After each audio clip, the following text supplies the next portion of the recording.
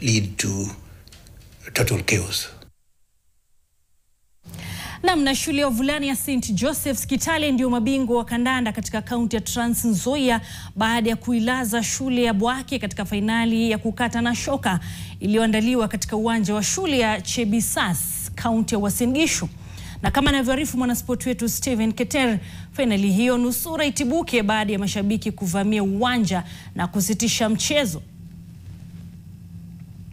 Tutaipata taarifa hiyo kwa kina hapo mwendo wa saa 3 mtazamaji, lakini tusonge mbele tuelekee pale Bukongo ambapo shirikisho la michezo ya shule za upili Afrika Mashariki limeipa serikali ya kaunti ya Kakamega kipindi cha mwezi mmoja kutamatisha ujenzi wa uwanja wa Bukongo ambao unatarajiwa kutumika kwa michezo ya shule za upili Afrika Mashariki mwaka huu.